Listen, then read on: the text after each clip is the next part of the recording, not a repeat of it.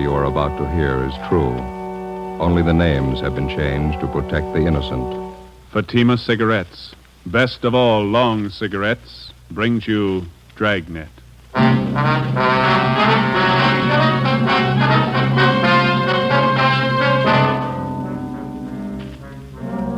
You're a detective sergeant.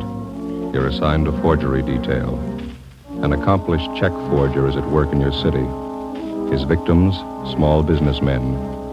You know his M.O., you don't know his identity. Your job, get him. If you want a long cigarette, smoke the best of all long cigarettes. Smoke extra mild Fatima. Yes, Fatima is the king-size cigarette which contains the finest Turkish and domestic tobaccos superbly blended to make it extra mild, to give Fatima a much different, much better flavor and aroma than any other long cigarette. That's why Fatima has more than doubled its smokers coast to coast. Enjoy extra mild Fatima yourself. Best of all, long cigarettes. It's wise to smoke extra mild Fatima. It's wise to smoke extra mild Fatima.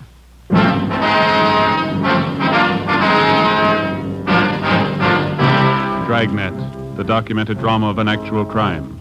For the next 30 minutes, in cooperation with the Los Angeles Police Department, you will travel step by step on the side of the law through an actual case from official police files. From beginning to end, from crime to punishment, Dragnet is the story of your police force in action.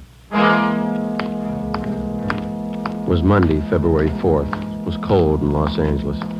We were working a day watch out of forgery detail. My partner's Ben Romero. The boss is Captain Elliott. My name's Friday. I was on the way home from the office, and it was 8:25 p.m. when I got to Collis Avenue. Number 4656. Joseph, that you? Yeah, Ma. We're in the living room. We have company. Oh, that's so? Hello, Joe. Well. You remember Mary Fowler, don't you, Joseph? I sure do. How are you, Miss Fowler? Just fine, Joe, thank you. Doing some shopping out this way and thought I'd stop by and have a cup of tea with your mother. Well, it's good to see you. How are things in the old neighborhood, huh? Oh, pretty much the same. Oh, Miss Daly, remember her? Mm-hmm. Finally died. Oh, I suppose it was for the best, though. I was just telling your mother. Jim and Louise Watson finally moved. Jim got a new job out by Altadena. Oh, is that so? Yeah. My, you certainly looking fine, Joe. Don't you wear your police uniform anymore? Oh, my, no, Mary. Joseph's in the detective bureau now. Hasn't worn his uniform for years. Oh, that's right. I remember now. That note you sent with your Christmas card year before last. What do you do now, Joe?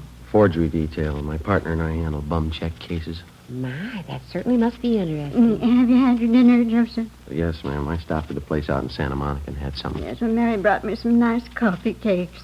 Pineapple filling. Wouldn't you like one with a cup of coffee, Joseph? No, I don't know, Ma. Now, you sit down in your chair there and rest yourself. You always look so tired. I have no idea how hard they work, those young fellas,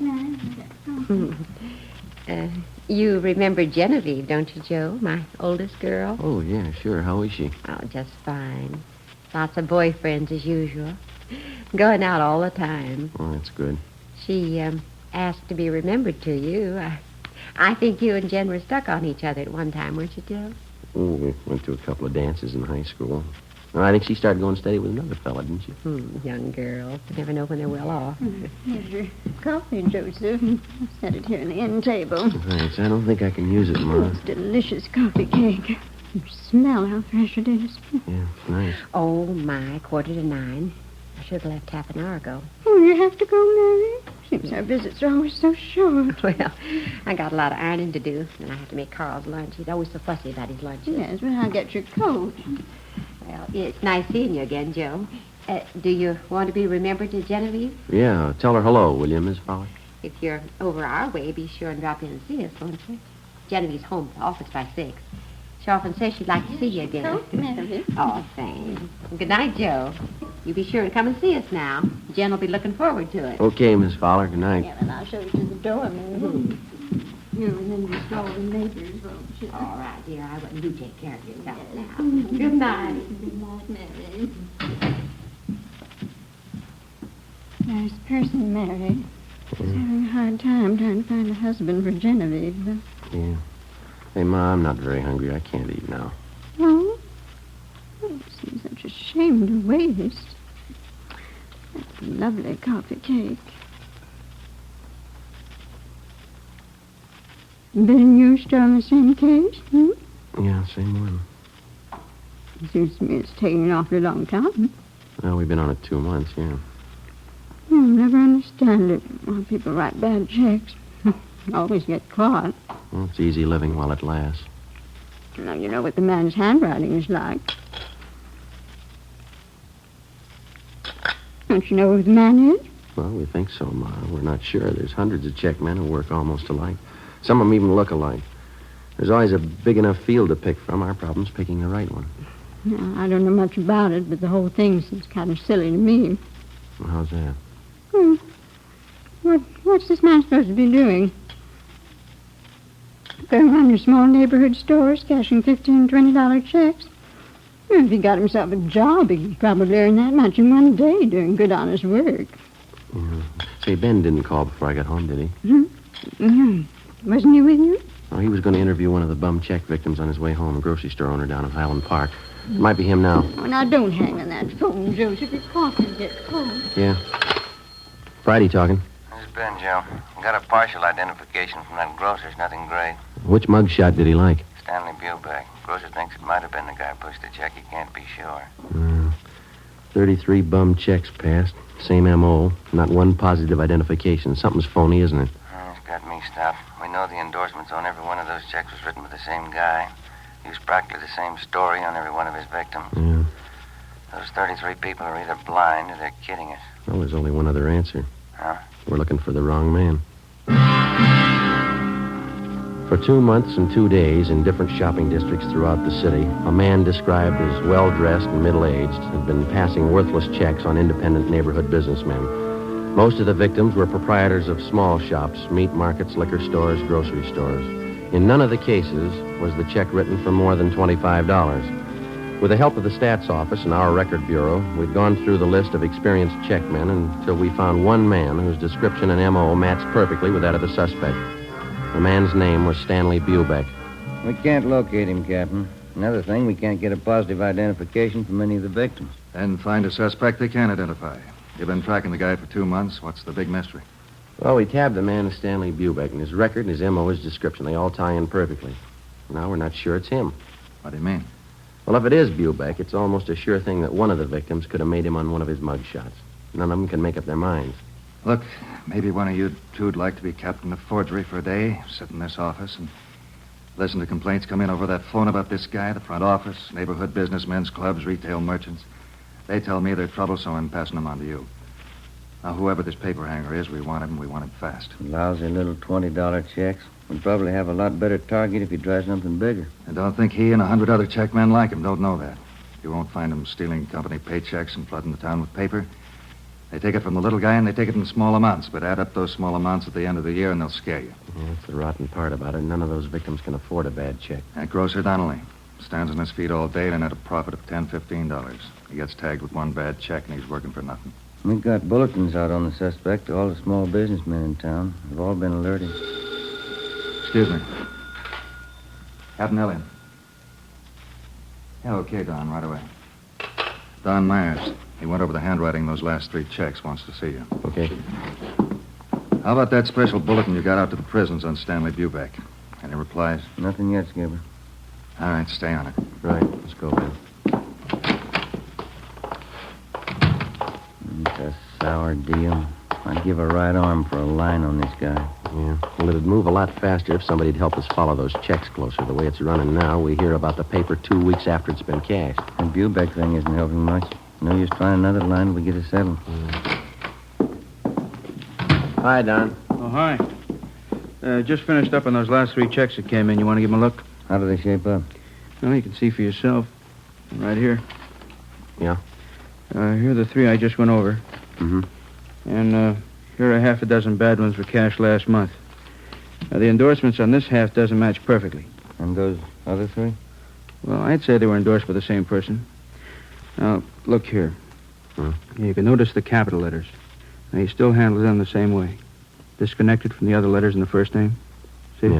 Yeah. But he connects the capitals in the last name. See? Mm-hmm. Not very bright. Yeah. Not much doubt in my mind. All the other handwriting factors tie in. The form, skill, shading. They all match up. The movement, the terminals, they're all the same for my money. Yeah, here, the way he writes the lowercase letters. Yeah, that cinches it for me. How's that done? Well, here. The inclination of the terminal stroke on the S. See it? Degree of slant above the horizontals, just about 55 degrees in all cases. Mm-hmm. Now, the finger movement and his capitals have plenty of freedom. They're not shaded much. Yeah. Nothing like this in his lowercase letters, though, you see? Here. Yeah, I think I know what you mean. Not much freedom here, lots of shading. And the pressure on the lifts, here, they match up. Mm-hmm. Same on the downstroke. No, I'd say the skill is medium in all cases. Embellishments, both class 2. No changes at all in the style? Oh, he made the signatures look a little different. All 8 factors match up, though. It's the same person. All we have to do is find him. Hey, how about this fellow Stanley Bubeck? I thought you had him tapped. Now, we're not too sure about him, but it's the only line we got to work on, so it'll have to do for now. Mm-hmm. Romero, the man in the office to see you and Joe. Name's Loomis. Right, Fred. Be there in a minute. Okay. Well, thanks, Don. We'll check you later, huh? Sure, okay. See you. Let's go, Ben.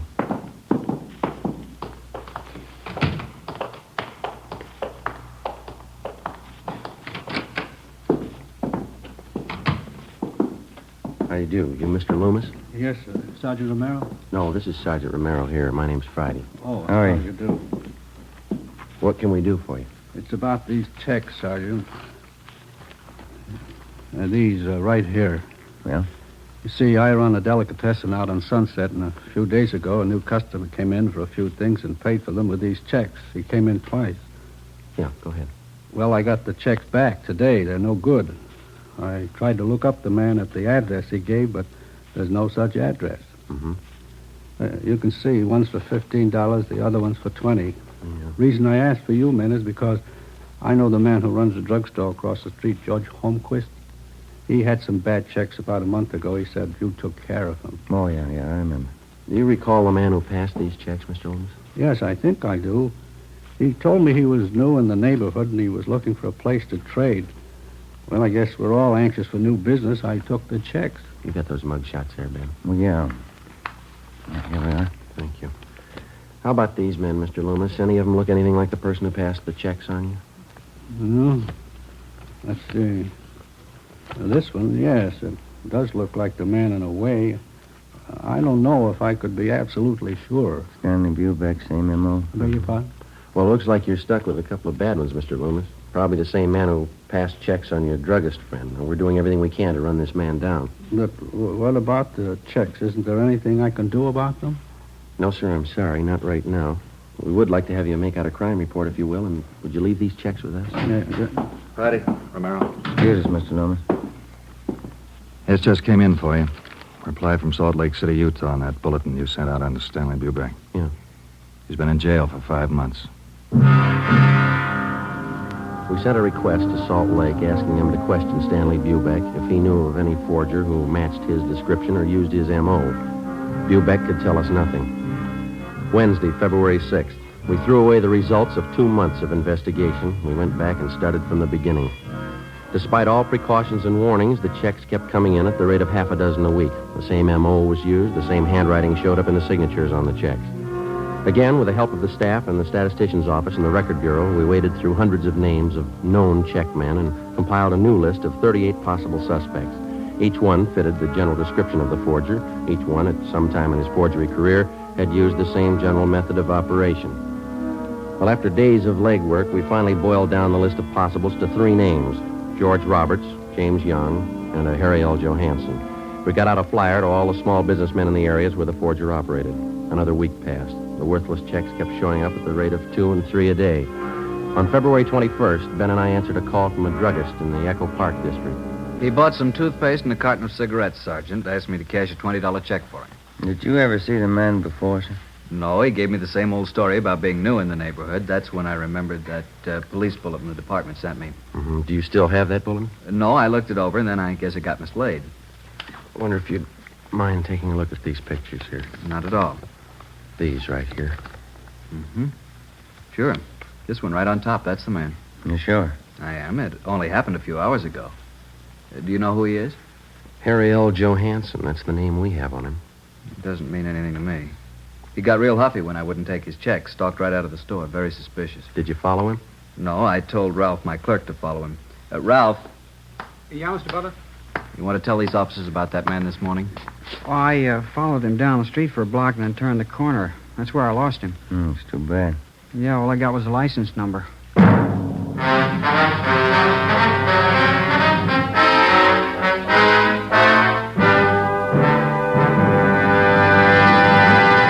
You are listening to Dragnet, the case history of a police investigation, presented in the public interest by Fatima Cigarettes. If you smoke a long cigarette, it will be in your interest to listen to a typical case history of a Fatima smoker. It's the case of Northwest Airlines stewardess Jean Madsen. You'll see her picture in leading magazines this week. Now, her actual signed statement. There's one thing I really look forward to after a long flight. A good, mild smoke. That's why I prefer king-size Fatima. It's milder than any other long cigarette I've tried. Yes, I agree it's wise to smoke extra mild Fatima. And so do more and more smokers every day. Actual figures show extra mild Fatima has more than doubled its smokers coast to coast. So enjoy extra mild Fatima yourself. The king-size cigarette, which contains the finest Turkish and domestic tobaccos, superbly blended to make it extra mild. You will prefer Fatima's much different, much better flavor and aroma. You will agree. It's wise to smoke extra mild Fatima. It's wise to smoke extra mild Fatima. Best of all, long cigarettes.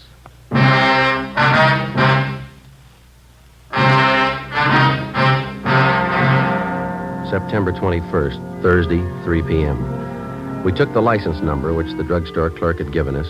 We went back to the office and checked it through DMV. We found the car was registered to a Russell Burroughs on Pico Boulevard. We checked him out. He told us that he had loaned his car the day before to a friend of his.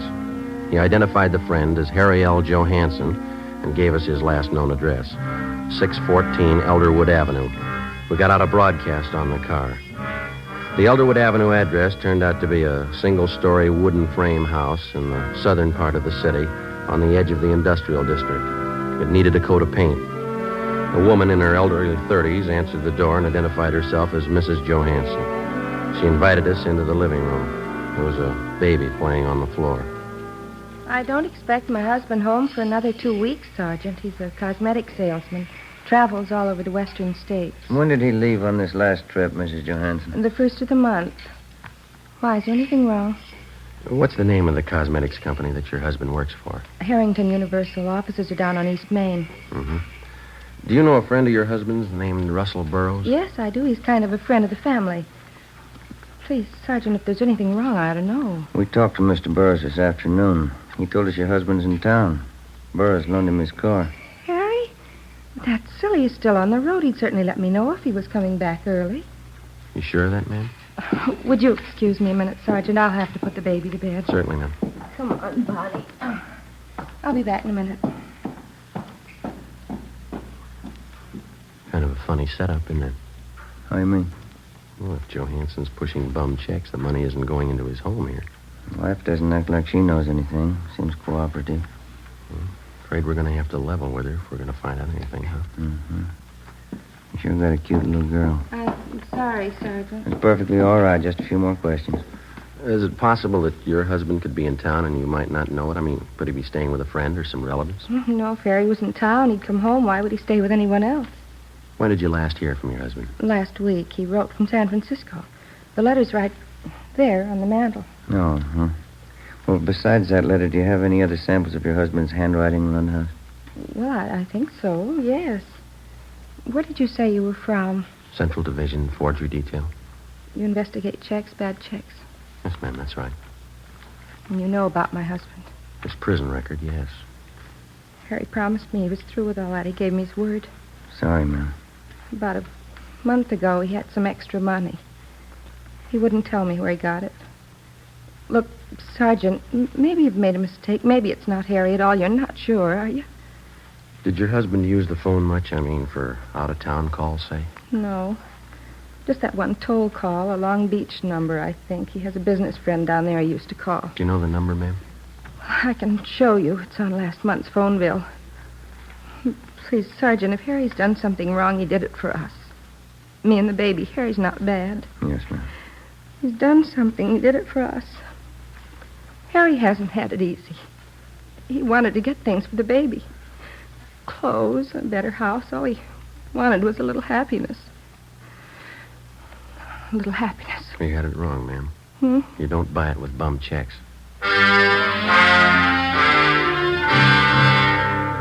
Before we left Mrs. Johansson, we called and had a stakeout placed on the house, and then we got a sample of her husband's handwriting and the Long Beach telephone number that he was in the habit of calling. The next morning, Don Myers in handwriting compared Harry Johansson's letter with the signatures on the worthless checks. It matched. We called the Harrington Universal Cosmetics Company. They never heard of Harry Johansson. We called that Long Beach phone number. A woman answered and gave us the address where the telephone was installed. Turned out to be a swanky, modern apartment house. In apartment 18, we interviewed a good-looking brunette. She identified herself as Harry Johansson's common-law wife. She was well-dressed, and the apartment was richly furnished. What's it all about? What do you want, Harry? Police business. You know where he is? Well, what's he done? Do you know where he is? He drove into Hollywood this morning. Might be back tonight. I don't know for sure. Is this your apartment? Yeah. Mine and Harry's. You're sure that Johansson's not here now? Of course I'm sure. Why? Well, and you won't mind if we come in and look around, huh? I have a right to know what it's all about. Johansson's wanted for forgery. Now, if you want to get involved, you help him hide out. I'm not asking for that kind of trouble. Go ahead and look. Take the bedroom, will you, Ben? Right. Never mind, cop. Thanks for the help, honey. I don't want any part of your troubles, Harry. I didn't know a thing about it, officer. Ben? Yeah. You better come along, too, lady. Well, tell him, Harry. I don't know what it's about. What's the idea of getting me mixed up in this?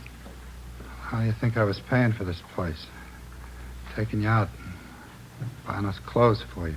I don't want any part of it. 3-room apartment, a couple of dresses. That's all he ever got me. You got no complaints, lady. Huh? That's more than he bought his kids. 1 p.m. Friday. Ben and I took Harry Johansson to the county jail where he was booked for suspicion of forgery. We called Mrs. Johansson and notified her. She immediately contacted friends and relatives and raised enough money for a writ to have her husband released from jail. 3 days later, Johansson was arraigned and a date set for his preliminary hearing. After the arraignment, Ben and I took him back to the county jail for rebooking. I'd like to ask you a question, Johansson. Yeah? You got any money of your own left? Why don't you stick to your own business, copper? That family of yours is having a pretty rough time. Your wife borrowed every cent she could find to bail you out. Now, what's she going to live on? She got relatives.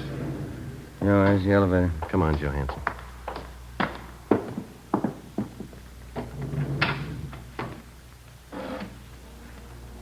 They're not going to put me back in Folsom.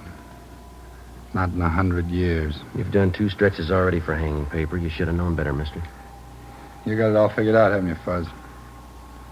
Well, I'm not going back. Take it easy. You got a couple of more weeks on bail before the trial. Yeah. A couple of weeks. What's the matter with you? Don't you feel well? They won't get me back to Folsom. You're not making it any easier on yourself. All right, Archie.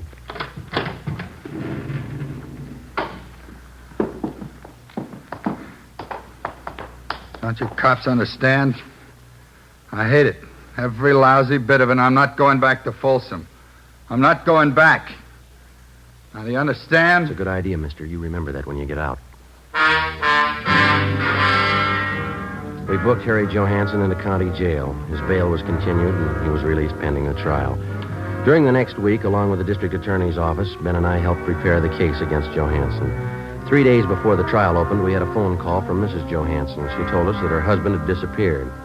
Well, there was nothing we could do until he actually failed to appear in Superior Court at the appointed time. On Monday, April 3rd, the case of the State versus Harry L. Johansson officially opened. The defendant failed to show. A bench warrant was immediately issued, and we got out a broadcast and an APB on the suspect. Stakeouts were placed in his house and at the apartment of his common-law wife. 2 days passed. No sign of him. Nothing, Joe. Bumley just checked it out. Yeah. How about those 2 ex-con pals of Johansson's? Did you check with them? Yeah, nothing there.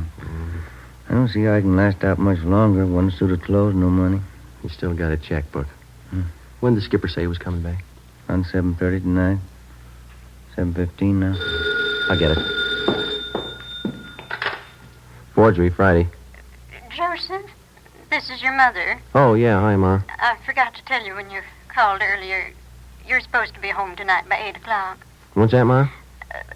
Mary Fowler, she's coming over to visit tonight, and Genevieve's coming with her. Yeah, well, look, will you try to explain to them that I'm working and I can't get away, huh? Well, all right, Joseph, I'll try. If I possibly can, I'll try to make it home by 10. Will that be all right? All right, Joseph, I'll see what I can do. Genevieve's going to be disappointed. Yeah. If I'm later than that, don't wait up for me, huh? Yes, all right then. Bye, Ma. Yes. Bye, Joseph. Oh, hi, Skipper. The call just came in. Yeah? They found Johansson. Captain Elliott, Ben, and I drove out the highway to the Tahunga Wash. We turned off and headed into the Mount Gleason area. Captain Elliott directed us onto a dirt road. Halfway up one of the mountains, we spotted a group of cars pulled off on the shoulder of the road. We parked behind them, got out, and started over. Who found the car, Skipper? One of the people living back in the hills. Spotted it on his way home from work. Mm-hmm. Coroner got here in a hurry. Yeah. Hi, Dave. Oh, how you doing, Joe? Captain Elliott. How long's he been dead? Since last night, I figure. Come on over. Yeah.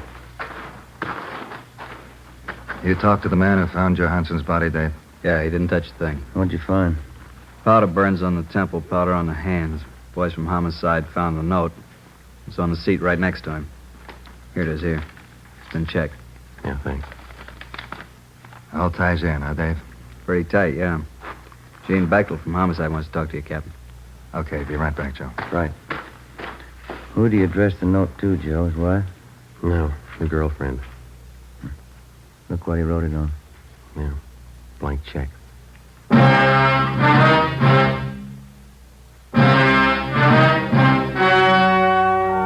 The story you've just heard was true. Only the names were changed to protect the innocent. On April 9th, an inquest was held in the coroner's office on the main floor of the Hall of Justice, Los Angeles, California. In a moment, the results of that inquest. And now, here is our star, Jack Webb. Thank you. The working detective comes in contact with many people in his daily tour of duty, people who are willing to cooperate and those who won't even try. It's a difficult task, but the police officer has been trained to try to please everybody to the best of his ability. So with a cigarette, the people who make Fatima try to please all long cigarette smokers. They carefully select and blend the finest Turkish and domestic tobaccos to make Fatima extra mild, the best of all long cigarettes. Now, if you're a long cigarette smoker like I am, smoke Fatima. Every pack is extra mild. Fatima.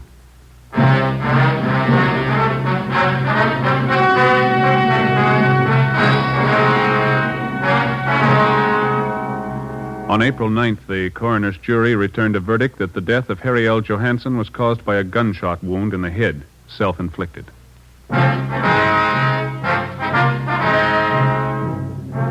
You have just heard Dragnet, a series of authentic cases from official files. Technical advice for Dragnet comes from the Office of Chief of Police W.H. Parker, Los Angeles Police Department. Fatima Cigarettes, the best of all long cigarettes, has brought you Dragnet from Los Angeles. Coming up, Duffy's Tavern. More good times on NBC.